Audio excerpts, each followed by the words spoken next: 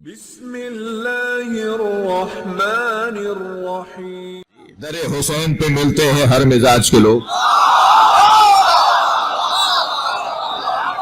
در حسین پہ ملتے ہیں ہر مزاج کے لوگ، یہ دوستی کا وسیلہ ہے دشمنی کا نہیں۔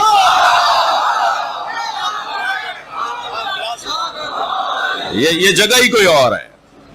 جتنی دیر تک ذکر اہل بیت ہوتا رہے گا اتنی دیر تک یہ منظر ملائکہ بنے گا،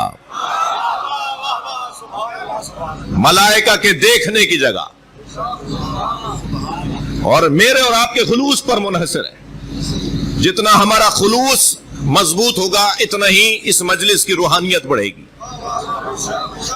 جتنا میرا یہاں بولنا آپ کا سننا قربتاً اللہ ہوگا اتنا ہی یہاں کی روحانیت میں اضافہ ہوگا، اور جتنی روحانیت سنگین ہوتی چلی جائے گی اتنے ہی فرشتے اتریں گے، اور جب مجلس مکمل ہوگی اور یہ فرشتے واپس جائیں گے تو رہ جانے والے فرشتے کہیں گے تمہارے اندر سے ایسی خوشبو آ رہی ہے جو ہم نے کبھی نہیں سونگھی۔ تو یہاں سے جانے والے فرشتے کہیں گے ہم زمین پر گئے تھے جہاں حسین کا ذکر ہو رہا تھا، وہ کہیں گے ہمیں بھی لے جاؤ، حدیث سنا رہا ہوں میں آپ کو، وہ فرشتے کہیں گے ہمیں بھی وہاں لے جاؤ، تو وہ جواب دیں گے مجلس تو ختم ہو گئی، انہم متفرقون، یہ اپنے گھروں کو چلے گئے، تو کہیں گے نہیں ہمیں لے جاؤ، ہم اس فرش سے مس ہونا چاہتے ہیں۔ سبحان اللہ، جہاں حسین کا ذکر کرنے والے بیٹھے تھے، لہٰذا وہ فرشتے اترتے ہیں۔ مجلس ختم ہو جانے کے بعد آپ روشنیاں بند کر دیں گے، دروازے بند کر دیں گے، یہ سب پنکھے ونکھے ختم و بند ہو جائیں گے، مگر یاد رہے فرشتوں کا نزول باقی رہے گا۔ یہ مجلس اعظم منظر ملائکہ ہے، ملائکہ کے دیکھنے کی جگہ ہے۔ مجھے بہت ساری چیزیں نظر نہیں آ رہی تو اس کا مطلب یہ نہیں ہے کہ وہ نہیں ہیں۔ میرا دیکھنا معیار کب ہے؟ دیکھنا کب معیار ہے؟ بہت ساری چیزیں ہمیں نظر نہیں آ رہی۔ ہم نے تو ایسے نابی دیکھے جو دیکھتے تھے، اور ہم نے ایسے بھی دیکھے جنہیں سامنے بیٹھے امام صادق نظر نہیں آئے۔ صلوات پڑھیں محمد و آل محمد۔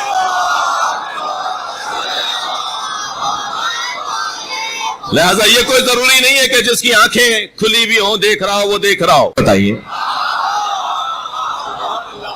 علامہ آیت اللہ علی اکبر النہاودنی نے العبقری الحسان نامی 10 جلدی کتاب جو صاحب الزمان پر انہوں نے لکھی ہے، جو امام زمانہ عجل اللہ تعالی فرجہ شریف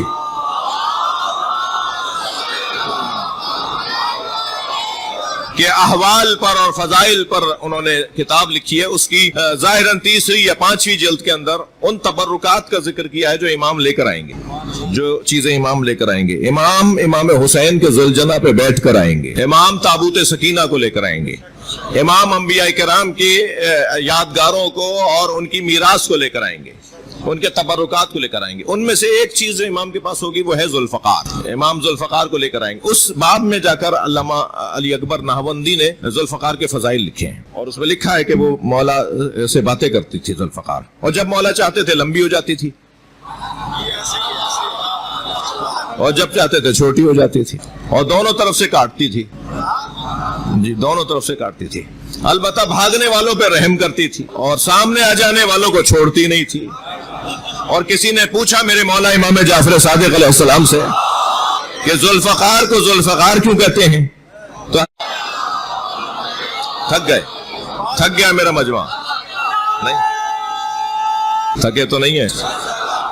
یہ طے ہے کہ حق کبھی کسی کی پیروی نہیں کرے گا، حق اگر تنہا بھی ہو تو وہ لشکر ہوتا ہے۔ تو حدیث میں ہے ہم فاطمہ، یہ سب فاطمہ ہیں۔ اب یہ سرکار نے گویا اللہ نے حضرت جبریل کو جواب دے دیا وابوہا وبالوہا وبنوہا، اس میں فاطمہ ہے، یہ سب فاطمہ ہیں۔ اور پھر فاطمہ سے وابستہ اس میں فاطمہ کے بابا ہیں، فاطمہ کے شوہر ہیں، اور فاطمہ کے 3 سے زیادہ بیٹے ہیں۔ ابنان نہیں، بنو، 2 کے لیے ابنان ہے، یہاں 2 ہیں نا، یہاں 2 ہیں تو اللہ نے ابنان کیوں نہیں کہا؟ اللہ نے بنو کیوں کہا ہے؟ اللہ یہی بتانا چاہتا ہے، معرفت کی عینک سے دیکھو، یہاں حسن سے لے کے مہدی تک سب ہے، دیکھو تو صحیح، چشمے جان سے دیکھو، چشمے معرفت سے دیکھو. اسی طرح نبی نے فرمایا علی مع الحق والحق مع علی، علی حق کے ساتھ ہے اور حق علی کے ساتھ. حدیث یہاں مکمل جملہ ہے مگر سرکار نے دونوں ہاتھ اٹھا دیے اور ہاتھ اٹھا کے فرمایا اللہم عدل الحق حیث ما دار علی، یا اللہ حق کو وہاں موڑ جہاں علی جا رہا ہوں. یہ فیصلہ سرکار کر گئے کہ حق علی، اور حق کا کام کسی کی پیروی کرنا نہیں ہے. جان لیجئے میرے عزیزو، میں اور آپ جس گھرانے سے جڑے ہوئے نا، ہم جس دروازے پر بیٹھے ہیں، وہ گھرانہ دنیا کو، زمانے کو موڑ کر نہیں دیکھتا، موڑ کر دیکھتا ہے. حالات کو اپنے حق میں موڑنا یہ ہنر ہے اہل بیت کا.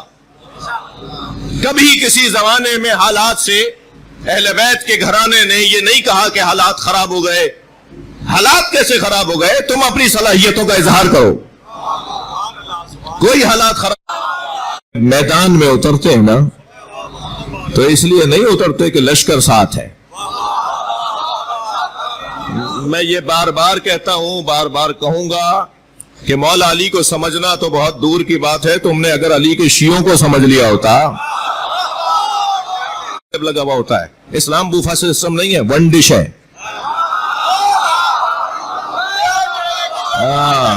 یہ نہیں ہے کہ یہ لے لیں یا وہ لے لیں، پورا لینا ہے اور ایک ہی ہے. یہ نہیں ہوگا کہ آدھا دین اپنی مطلب پسند کا لے لیا اور آدھا دین چھوڑ دیا. جہاں پسند رہی اور جہاں مفاد رہا وہاں دیندار.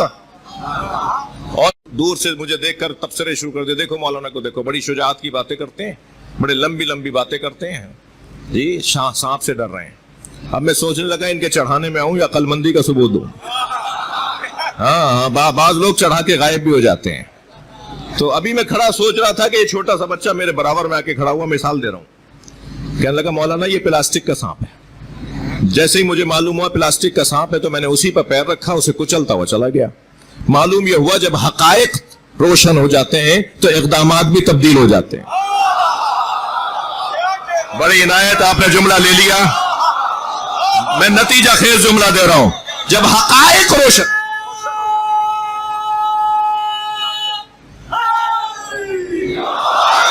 بھائی دوبارہ نعرہ لگاؤ، اب ان کا ساتھ دو، ساتھ دو، ساتھ دو.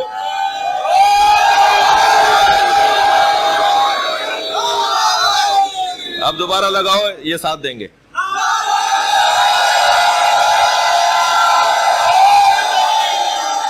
شیر کی خاطر میں نے یہ 2 شعر سنا دیے. یہ اعلان ہے ان دشمنوں کے لیے. ابھی تو صحیح طرح وہ پرانا کچرا پھینکا ہے جب یہ حال ہوا ہے.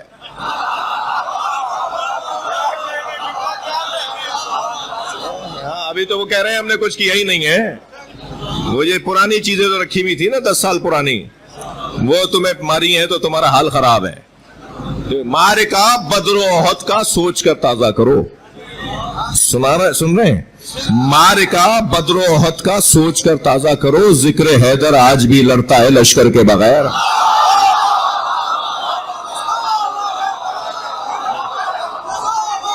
اب آپ مجھے ایک شعر اور سنانے دیجئے. اہل علم، اہل دقت، ذاکرین کی خدمت میں گزارش رکھ رہا ہوں کہ اس سال محرم کی مجالس کا عنوان شجاعت علی کو رکھیں. مولا علی کی شجاعت کے قصے سنائیں. جی، مولا علی کی شجاعت اور بہادری کے قصے سنائیں. یہ ہمارے بعض دوستوں نے ٹوک ٹوک کر ذاکرین سے موضوع ہی چھنوا دیا کہ کب تک خندق اور خیبر پڑھو گے. خندق و خیبر قرآن میں ہے تو جب تک قرآن ہے پڑھا جائے گا. یہ خندق و خیبر چھڑوا دیا ہم نے اپنے ذاکرین سے. ضرورت ہے کہ اس سال مولا علی کی شجاعت اور مولا علی کی بہادری سنائی جائے. بتایا جائے کہ علی مولا نے میدان میں کیا کیا. لشکر کی بنیاد پر حق نہیں جاتا.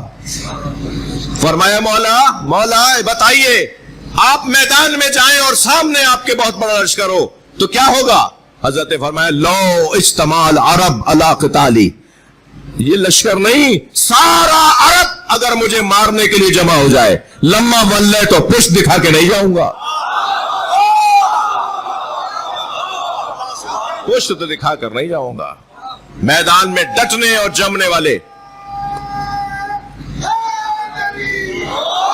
میدان میں ڈٹنے اور جمنے والوں کا قصہ ہے، اور یہ سارا مجمع جانتا ہے کہ ہمارا سب سے بڑا اعزاز یہ ہے کہ ہم اس گھرانے کو مانتے ہیں۔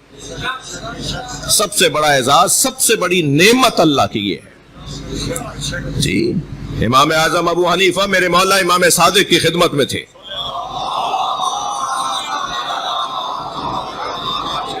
شاگرد ہیں نا ان کے۔ 70 سال کی عمر میں کسی نے پوچھا تھا آپ کی عمر کتنی ہے؟ تو کہنے لگے 2 سال کا ہوں۔ امام اعظم ابو حنیفہ کی 70 سال کی عمر میں کسی نے پوچھا آپ کی عمر کتنی ہے؟ تو فرمایا کہ میں 2 سال کا ہوں۔ تو انہوں نے کہا جی آپ تو 2 سال کا سمجھ میں نہیں آ رہا، آپ کا جواب کیا ہے؟ فرمایا لولا السنتان لہلک نعمان، 2 سال جو جعفر صادق کی خدمت میں گزارے وہ نہ ہو تو میں ہلاک ہو جاؤں گا۔ تو امام اعظم ابو حنیفہ مولا کے ساتھ ہیں اور گفتگو ہو رہی ہے اللہ کی نعمتوں پر۔ تو مولا نے فرمایا کہ یہ ثم لتسألن یومئذ عن النعیم، اس آیت کی تفسیر تم نے کیا بولی ہے، کیا کہی ہے؟ انہوں نے کہا مولا یہ جو اللہ نے نعمتیں دی ہیں، کھانا دیا ہے، پانی دیا ہے، جی زندگی دی ہے، سانس لینے کے لیے ہوا دی ہے، یہ جو اللہ نے گھر بستر دیا ہے، یہ جو اللہ نے نعمتیں دی ہیں، یہ ساری نعمتیں قیامت میں اللہ پوچھے گا۔ میرے مولا مسکرائے، حضرت نے فرمایا تم نے یہ آیت پڑھ لی؟ یہ آیت بھی پڑھی ہے جس میں اللہ ارشاد فرماتا ہے ان تعدوا نعمت اللہ لا تحصوها، تم اللہ کی نعمتوں کو گننا بھی چاہو گے تو گن نہیں پاؤ گے۔ تو حضرت نے فرمایا جو نعمتیں گننے میں نہیں آ سکتی ان کا حساب کیسے دو گے؟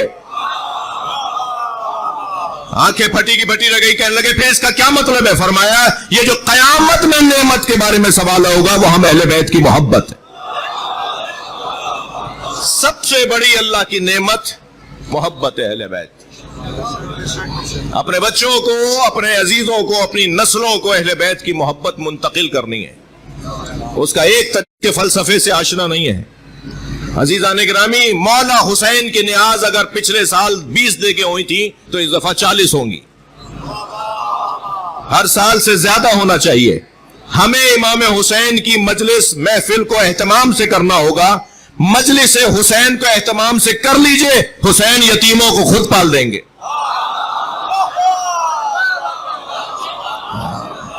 اس عزاداری کے نظام کو مضبوط بنا لیجئے، باقی کام سارے خود ٹھیک ہو جائیں گے۔ کہاں دور جا رہے ہیں سوچنے کے لیے کہ یہ کیا بات ہوئی؟ چلے جائیے پڑوسی ملک میں،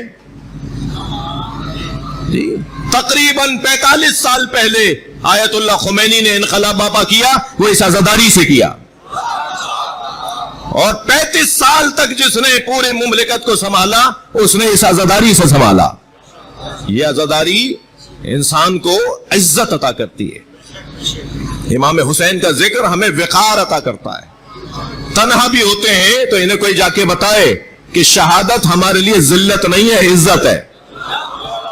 اور میں ایک پالیسی ساز، میں کوئی عنوان اور ٹائٹل میرے پاس نہیں ہے، اور کوئی اس کا شوق اور ذوق بھی نہیں ہے، اور اس کی کوئی دوڑ میں بھی نہیں ہوں، لیکن اپنی قوم کا غیر ذمہ دار فرد بھی نہیں ہوں۔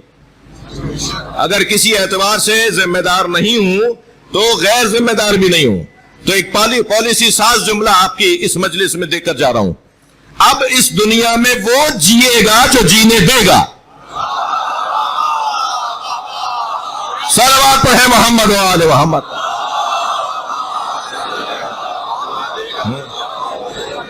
ہمیں غیر مسلموں سے مسئلہ نہیں ہے، ہمیں غیر مسلموں سے مسئلہ نہیں ہے، ہمیں حربی کافروں سے مسئلہ ہے، جو کافر حربی ہیں، جو جنگ کر رہے ہیں، جو حملہ کر رہے ہیں، جو مارنا چاہتے ہیں۔ غیر مسلم تو چین والے بھی ہیں، روس والے بھی ہیں، غیر مسلموں سے کوئی مسئلہ نہیں ہے۔ وہ کافر غیر حربی ہیں، وہ ذمی ہیں، غیر حربی ہیں، ان سے ہمارا کوئی مسئلہ نہیں ہے۔ لہذا دور بدلنے والا ہے، مذہبوں کے نام تبدیل ہونے جا رہے ہیں، مذہبوں کے نام بدلنے جا رہے ہیں۔ اب 2 ہی نام زندہ رہیں گے، یا دنیا میں حسینی ہوں گے یا یزیدی۔ اب دو ہی، یا مظلوم ہوں گے اور مظلوموں کے حمایتی ہوں گے، یا ظالم ہوں گے یا ظالموں کے حمایتی ہوں گے. اور انشاءاللہ یہ دور ختم ہو جائے گا، یہ کچھ ہی دن میں فیصلہ ہونے والا ہے. آل فال تو بکنا شروع ہو گیا آج صبح سے. وہ یہ باولی باتیں تو پرانا کرتا آ رہا ہے، مگر آج ذرا زیادہ باولا بن ہو گیا ہے. اور یہ نتیجہ ہے اس بات کا کہ دیکھ لیا ہے کہ جسے وہ چاہتا تھا وہ ہوا نہیں. اور الحمدللہ کردار اہل بیت کا جلوہ نظر آ رہا ہے، سیرت اہل بیت کا جلوہ نظر آ رہا ہے. پوری دنیا میں سنی شیعہ نفرتوں کا خاتمہ ہو گیا. 1% تکفیریوں کی بات نہیں کروں گا. جنہوں نے پرانے چیک پکڑے ہوئے ہیں انہیں حساب دینا ہے.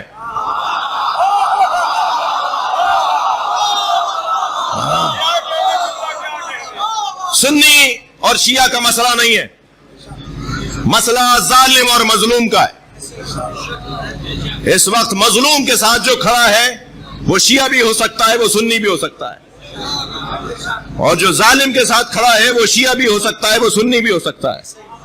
مگر الحمدللہ 90% سے زیادہ عالم اسلام متفق ہے. جی آفرین ایک وادی ہے، وادی السلام. جب یہ شہید اس میں پہنچتا ہے تو آواز آتی ہے، ہوشیار سنبھل کے بیٹھو، حسین آ رہے ہیں. اور سب سے پہلے امام حسین اس شہید کے استقبال کے لیے خوش آمدید کہنے کے لیے تشریف لاتے ہیں. اور جب امام مل کر چلے جاتے ہیں تو یہ شہید وہاں پہلے سے موجود شہداء، جوانوں ہماری جوانیاں، تمہاری جوانیاں قربان جناب علی اکبر کی جوتیوں پر. ایک لاشا جناب علی اکبر کا لاشا ہے، دوسرے لاشے کا نام بتاؤں، وہ ہے عباس کا لاشا. کڑیل جوان